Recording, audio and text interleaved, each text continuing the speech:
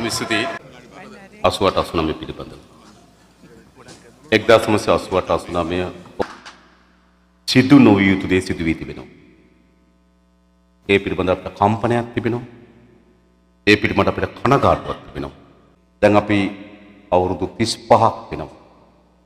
අපේ භාවිතාව ඇතුලේ අපි ඔප්පු කරලා තිබෙනවා. යලි එවැනි තත්ත්වයක් ඇතිවීමට ඉඩ නොදෙන බවත් අපි අතින් ඇති වී තිබෙන තත්ත්වය වෙනස් කිරීමට අපි සූදානම් බව අපි පෙන්වලා තියෙනවා.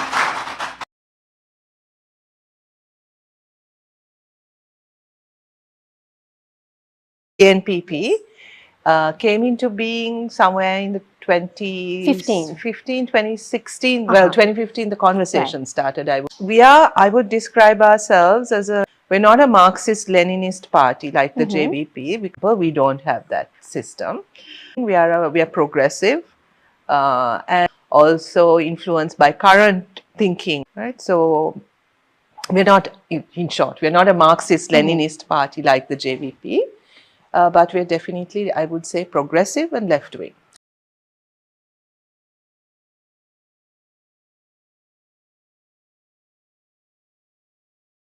අපි මේ ඇති අයට ධනෙ තියෙන අයට ඊර්ෂ්‍යා කරන ධනෙ තියෙන අයට විරුද්ධ දේශපාලන ව්‍යාපාරයක් නෙමෙයි. We are not a political movement that is jealous of or offended by the rich. We have criticized some people, but that concerns state assets.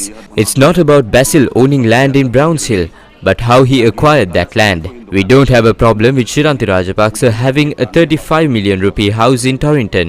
It's about how she has the funds to. We don't have a problem with the people's assets. Our concern is with those in authority and their close associates who access funds through illegal means. We began to address these properties. Some began to talk about property of the common man. We only hope to retrieve property that was purchased unethically.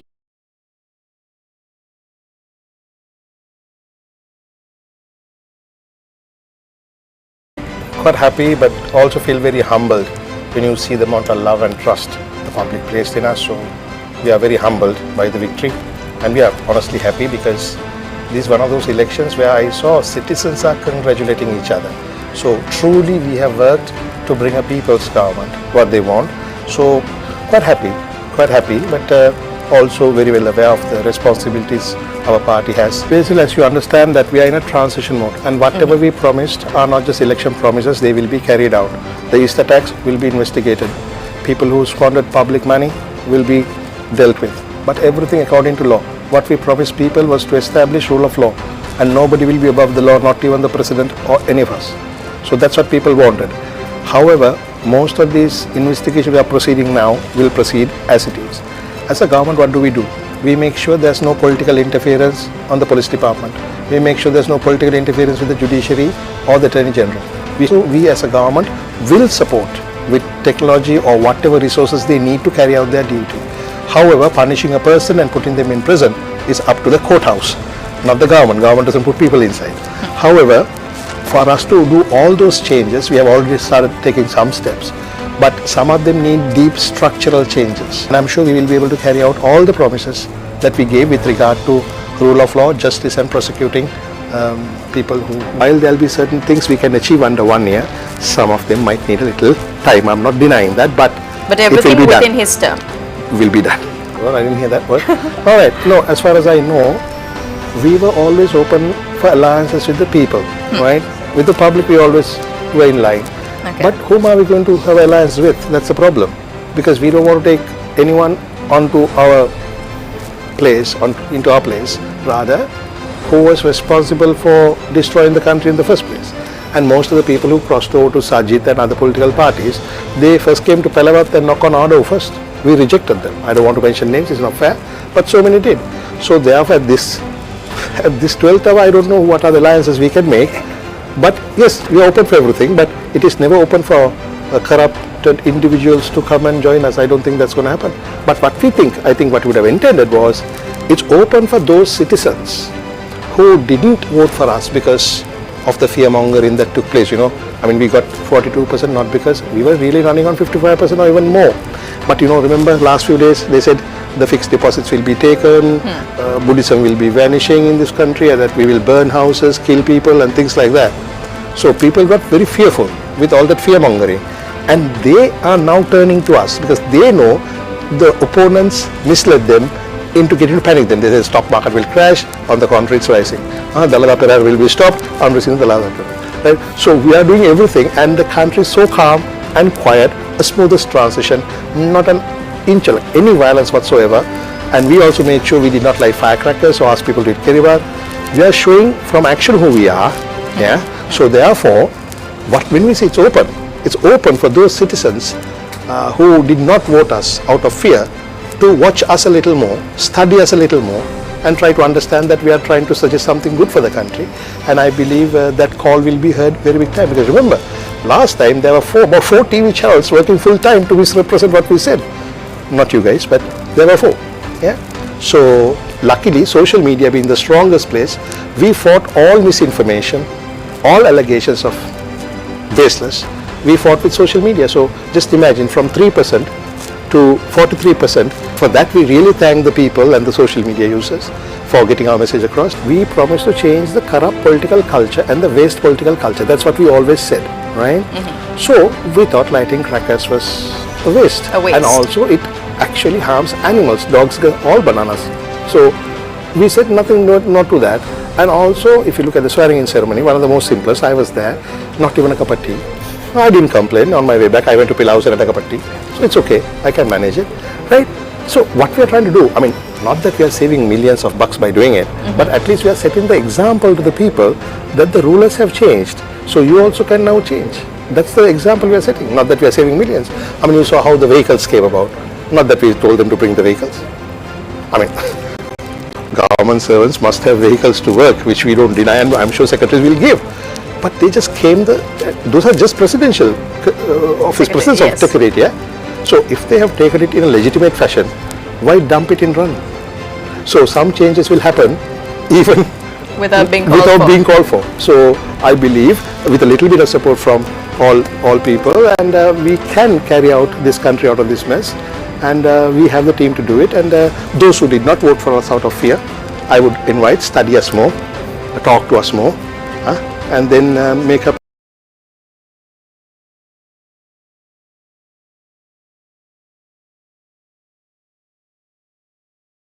ශ්‍රී ලංකා බෞද්ධ සිංහල බෞද්ධ රාජ්‍යයක් කියන එක ඔබ පිළිගන්න. නෑ. ශ්‍රී ලංකාව සිංහල බෞද්ධ රාජ්‍යයක් නෙමෙයිනේ. ශ්‍රී ලංකාවේ සිංහල බෞද්ධ රාජ්‍යයක් වෙන්න විදියක් නෑ. මොකද ලංකාවේ ජනගහනයෙන් 4/3ක් සිංහල අය. ඊට පස්සේ 4/1ක් ඉන්නේ මුස්ලිම් දෙමළ.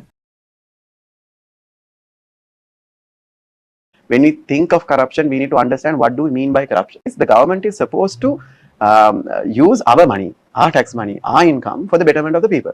So every time someone touches that, that is not trying to collect taxes. If you are allowing someone to avoid, that is corruption. And if you are favoring someone in terms of giving a contract out, that is corruption. If you are unduly using your power to make something happen in the country, that is also corruption. And if you are appointing someone who is not supposed to be appointed in office, that is also corruption. So there is various forms of corruption. To tackle corruption, every country has a legal system. Also have a very strong legal system, which was probably enhanced last year with the IMF recommendation. Right. But there's enough rules and regulations for us to eradicate corruption, that is by actioning. So we have the Bribery Act, we have the fraud, the Financial Fraud Act, we have the Money Laundering Act. There's enough provisions for us to capture the people who has done misappropriation. But what has happened so far is the governments have failed to take actions against the people who got involved in it. But that is the problem we have. So what NPP is trying to say is, or what is our promise to the people is, we will enable these institutions to run without any governmental influence. Basically, by putting things into right place and ensure the officials run properly and with no political influence, we believe that we can get this done.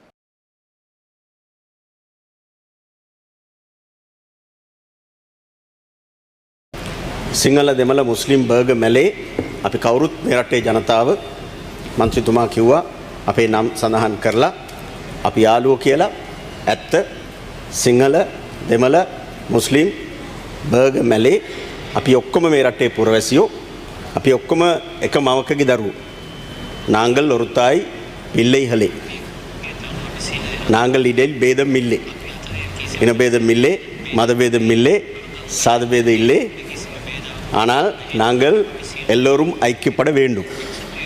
එනිසා අපි ඔක්කොම එකට එකතු වෙලා මේ රට ගොඩ ගන්න ඕනි, මේ රට හදන්න ඕනි. ඒ ස්ථාවරේ ඉඳගෙන තමයි අපි අපේ ආණ්ඩුවේ වැඩ කටයුතු ආරම්භ කරලා තියෙන්නේ. ජනාධිපතිතුමාටත් මේ නව රජයටත් සුවිශාල ජනවරමක් ලබා දුන්නේ ඒ පිළිබඳ විශ්වාසය තියෙන නිසා. ඉතිහාසයේ පළවෙනි වතාවට තමයි උතුරු සහ නැගෙනහිර දෙමළ ජනතාවගේ ඡන්ද වැඩි ප්‍රමාණයක්, ඒ වගේම කඳුකරේ ජනතාවගේ ඡන්ද වැඩි ප්‍රමාණයක් තනි පක්ෂයකට ලැබුණා. මේක ඓතිහාසිකත ජනවරමක්. ඒ ජනවරම ලබා දුන්නෙම ජාතික සමගිය ගොඩනගලා ජාතික සංහිඳියාව තුලින් මෙරටේ ආර්ථිකයේ ශක්තිවත් ගමනක් කරා ගෙනියන්න. එනිසා ඒ ජනවරම හොඳින් තේරුම් අරගෙන අපි මේ කටයුත්තට මූලික පදනම අත්තිවාරම යොදලා තියෙනවා. ඒ අත්තිවාරම යොදද්දී ඉතිහාසයේ වෙච්ච සිදුවීම් ගොඩක් තියෙනවා. ඉතිහාසයෙන් අපි ඒ අත්දැකීම් ලබාගෙන තියෙනවා. ඒ අත්දැකීම් වලින් අපි පාඩම් ඉගෙනගෙන අපි අනාගතයට මුහුණ දෙන්න යනවා. ඒ නිසාම තමයි ලංකාවේ ඉතිහාසයේ පළවෙනි වතාවට මැතිවරණයක් අවසන් වුණාට පස්සේ කිසිදු ආකාරයක මැතිවරණ ප්‍රචණ්ඩත්වයක් නැති තත්වයක් උදා වුණා. ජනාධිපතිවරණයෙන් පස්සේ අපිට විරුද්ධව ඡන්දය පාවිච්චි කරපු, විරුද්ධව කටයුතු කළපු කිසි කෙනෙකුට ඇල්පෙනිත්තක හෝ හානියක් නොවන ආකාරයට වග බලා ගන්න අපි සමත් වුණා.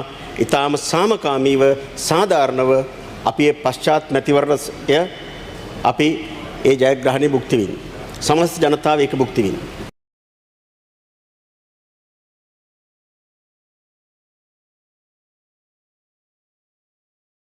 Not all of them, most of them have been having intentions other than serving the people.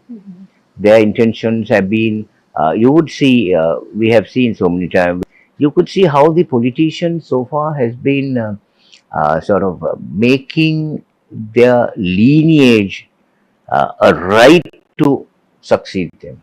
Every person, wherever he is, should be able to even become the president or prime minister of this country. So you would notice that unlike other parties, you would notice that our people who are in the top rung of the NPP, we do not have our wives and our children following us in public events. No, so much so that the people ask him, where is your wife?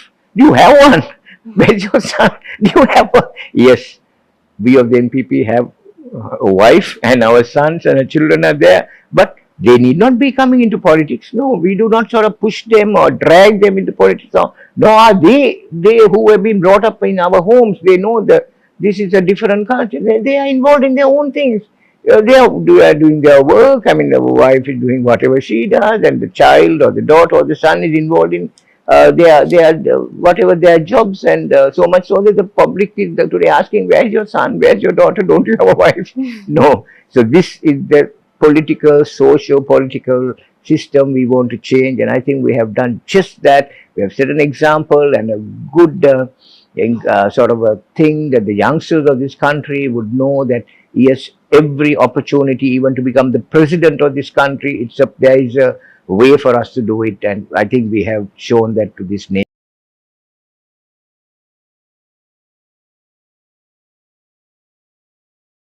One thing that I have to mention here, it's so disappointing to see that none of the eminent speakers of the main opposition party has taken part in this debate. They have opted out from these kinds of debates, and that shows the amount of interest that they put in order to solve these ongoing issues in this country.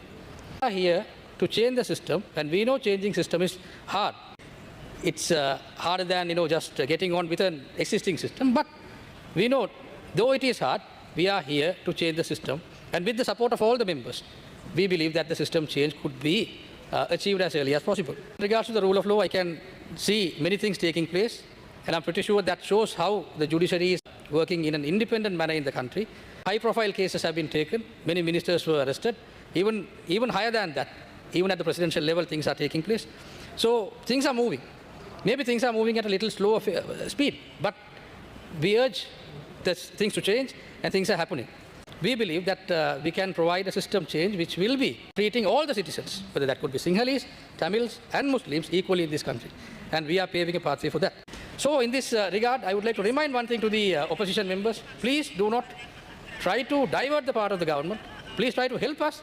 Please try to mention if there are any shortcomings. We are trying to correct the system. We are trying to change the system, and we are trying to produce something new. And for that, we need your support. By trying to topple this government, you will be bringing something which is a system which was entirely corrupted. And I'm pretty sure that the people of this country will not be happy to do such thing. So therefore, we urge the support of all the members in this house to go forward with this government. Thank you.